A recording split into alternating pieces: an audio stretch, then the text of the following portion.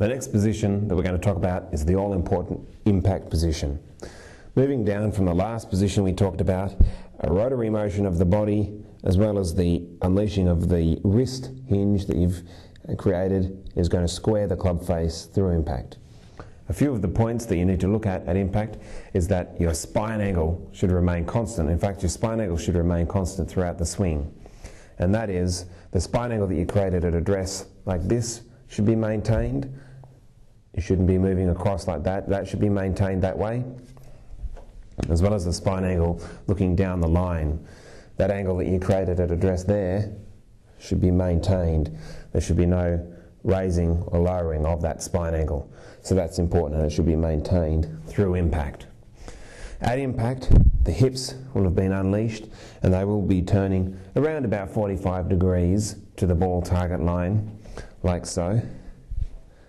And the shoulders, the shoulder line will be around about 10 degrees open. These will not be square. That was a bit of an old myth that the shoulders should be square at impact, but they will in fact be open at impact. Now, through the impact area, there's a strong correlation between your elbows and your hips.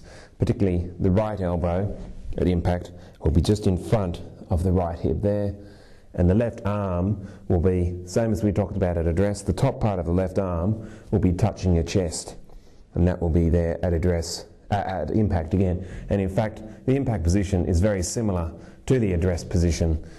The only differences are that the hips are turned around, the left knee is straightened, and the hands and butt end of the club will be slightly ahead of the club head.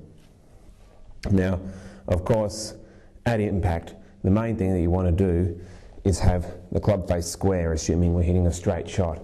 Coming from an inside the ball target line, coming from that position down through impact, you want the club face to be square. To do this, you want to maintain those spine angles. If you get ahead of the ball like that, the club head is going to be open. If you've swayed back and stayed back on your right foot, you're going to have all sorts of problems.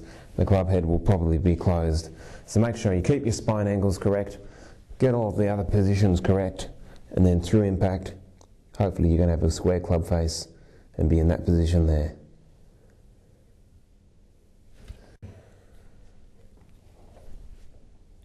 The impact area all through this zone is called the power zone. In the golf swing, you want to rotate to the top, creating that torque, start down slowly, and then when you're getting through these areas here, this is the power zone coming through impact. This is where you want to rip the ball.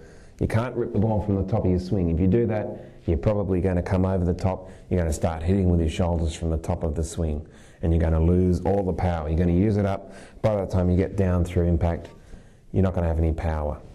You need to get to the top of the backswing, let it go, and then rip through the impact area. If you've done this correctly, you'll find yourself in the next position that we're going to talk about. That's where the club is parallel to the ground again.